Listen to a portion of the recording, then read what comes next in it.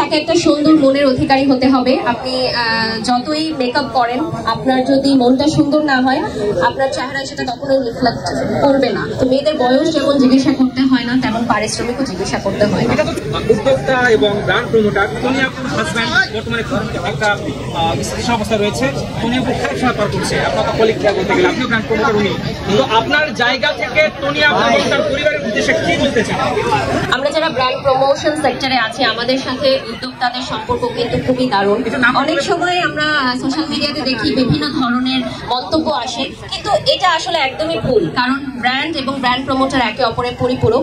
তো সকলের দুর্দিনে আমরা পাশে থাকবো এবং আমি সকল ব্র্যান্ডকে শুভেচ্ছা জানাই। এবং আজকে চায়না মার্টের এই গ্র্যান্ড ওপেনিং এ যেমন আমরা আজকে এত সুন্দর একটা দিনে এসেছি, তো ডেফিনেটলি আমি বলবো যে ব্র্যান্ড প্রমোটার এবং ব্র্যান্ড তাদের সম্পর্কটা হওয়া উচিত খুবই চমৎকার, কারণ কাজের সুযোগ অনেক রয়েছে এবং একটা নিউ সেক্টর।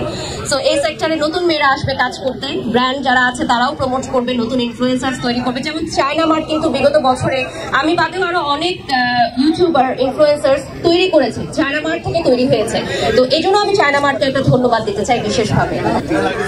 আমাদের লাইফ স্টাইলে যা যা দরকার একদম সবকিছুই আপনারা পাবেন। ডেফিনেটলি আমি বলবো যে প্রত্যেকটা মেয়েকে সচেতন থাকতে হবে তার ফিটনেস নিয়ে, তার স্টাইল নিয়ে, ফ্যাশন নিয়ে, যেহেতু আমাদেরকে হাজার হাজার ক্যামেরা দেখছে।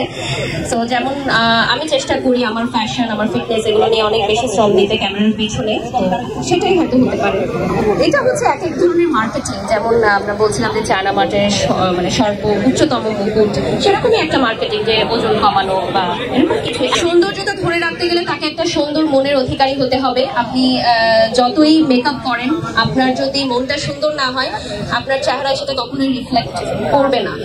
আমি মনে করি আমি এমন একটা মানুষ যে আমি সবসময় মানুষের উপকারই করতে চাই, কখনো কারো ক্ষতি করা বা হিংসা করা বা এই ধরনের মানে মনের ভিতর কোনো ক্ষোভ রাখা, এগুলো আমার মধ্যে নেই।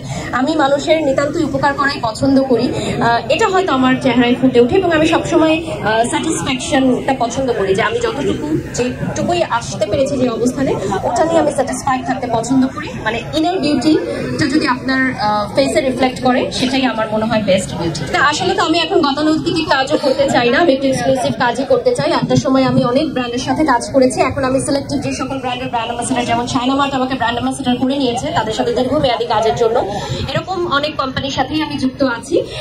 আমার মনে হয় যে ডেফিনেটলি ব্র্যান্ড আমাকে দিয়ে প্রমোশন করিয়ে তাদের বেনিফিট হচ্ছে বিধায় তারা আমাকে ব্র্যান্ড অ্যাম্বাসেডর সাইনিং করাচ্ছে। বেনিফিট ছাড়া তো আসলে কেউই কারোর সাথে কাজ করে।